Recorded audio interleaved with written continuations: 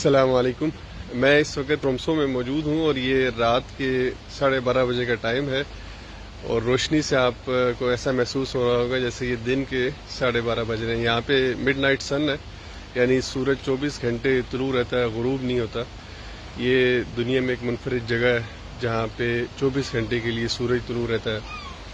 ہم یہاں پہ اسلامک کونسل آف ناروے کی جو امام کمیٹی ہے اس کے ساتھ جو نمازوں کے اوقات ہیں northern part of the Norway کے اندر، اس کو ڈسکس کرنے کے لیے اکٹھے ہوئے ہیں. مقامی ائمہ کے ساتھ کل ہماری میٹنگ ہے جس میں اس ایشو کو تفصیلی طور پر ہم ان کے ساتھ ڈسکس کریں گے، کیونکہ یہاں پہ تینوں طرح کے فینومین موجود ہیں.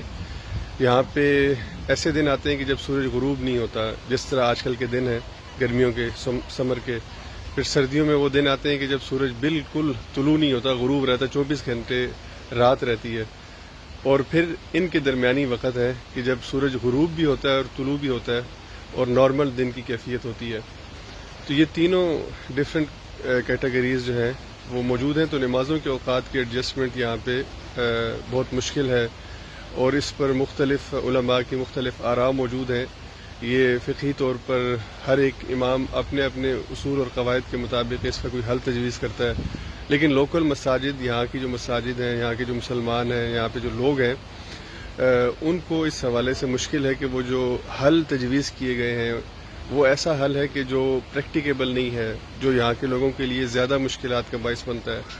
اور یہ حل جو تجویز کیے گئے ہیں یہ اکثر ان علماء کی طرف سے ہیں کہ جو یہاں پہ آئے نہیں ہیں، رہے نہیں ہیں. اور مقامی علماء جو تجویز کرتے ہیں اس کے حوالے سے ہم آہنگی نہیں پائی جاتی لوکل.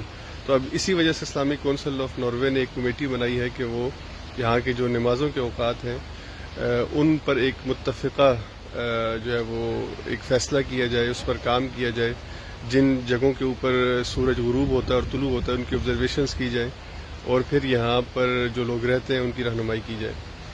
تو بطور خاص رومسو کا جو علاقہ ہے جہاں پہ بالکل آج کل سورج غروب نہیں ہو رہا، یہاں پہ اس حوالے سے آسانی ہے کہ کوئی بھی الٹرنیٹیو میتھڈ جس پر اتفاق ہو جائے اسے استعمال کیا جا سکتا ہے.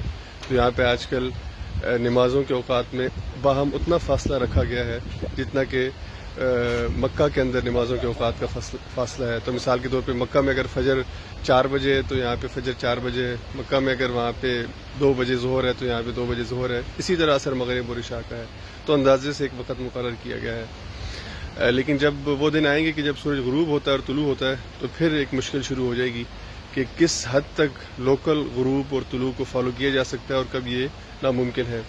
رمضان بھی گرمیوں میں آتا ہے تو رمضان کا ایک ایشو ہے. اور پھر سردیوں میں اس سے زیادہ مشکل، گرمیوں سے زیادہ مشکل سردیوں میں محسوس ہوتی ہے کہ جب یہاں پہ یہ 1 گھنٹے کا ایک دن جو ہے وہ ہوتا ہے، یعنی صرف 1 گھنٹہ سورج طلوع ہوتا ہے، باقی غروب رہتا ہے. تو کیا لوگ یہاں پہ 1 گھنٹے کے لیے روزہ رکھیں گے؟ سیم اسی طرح مغرب جو ہے وہ گرمیوں کے اندر 1 گھنٹے کے لیے صرف غروب رہتا ہے، 23 گھنٹے طلوع رہتا ہے بعض دنوں کے اندر. تو کیا لوگ 23 گھنٹے کا روزہ رکھیں گے؟ اور پھر اسی طرح سے کیا مغرب، عشاء اور فجر کی نماز رات کو 12 اور 1 کے درمیان ادا کی جائے گی؟ رات کو سونے کا جو وقت ہے اس کو کس طرح ایڈجسٹ کیا جائے گا؟ بچے اسکول جانے سے پہلے کس وقت نماز پڑھیں گے؟ یہ سارے وہ سوالات ہیں کہ جو یہاں کے لوگ کرتے ہیں اور انہی کے حل کے لیے ہم باقاعدہ کام کر رہے ہیں. مختلف جیسے کہ میں نے کہا آراء موجود ہیں. ہم کوشش کر رہے ہیں کہ کیسا حل تجویز کیا جائے کہ جہاں کے لوکل لوگوں کے لیے آسانی ہو. یہ آپ یہاں کا جو منظر ہے وہ دیکھ، ایک خوبصورت جگہ ہے، بہت پیاری جگہ ہے. رومسو کا شہر ابھی بھی پہاڑوں کے اوپر برف موجود ہے اور یہ رات کے 12:30 بجے کا وقت ہے اور سورج بالکل اپنے، اگرچہ بادل ہیں آج، اس طرح سے آسمان جو ہے وہ صاف نہیں ہے. اگر اس وقت بادل نہ ہوتے تو بہت واضح سورج ہم آپ کو دکھا سکتے ہیں یہاں سے، لیکن اس وقت بادل ہونے کی وجہ سے ہم آپ کو سورج کی روشنی اس طرح سے نہیں دکھا سکتے جس طرح سے ایکچولی موجود ہوتی ہے. لیکن بالکل واضح دن کی طرح کا یہ منظر ہے، آپ خود دیکھ سکتے ہیں. اللہ تعالیٰ کی قدرت ہے، اس کا نظام ہے.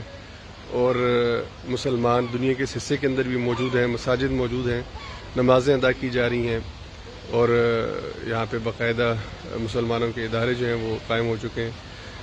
تو اللہ تعالیٰ یہاں کے مسلمانوں کے لیے آسانی بھی فرمائے اور ان کو یہاں پہ ذریعہ تبلیغ اسلام کی توفیق عطا فرمائے، اسلام کے پھیلاؤ کا ذریعہ بنائے.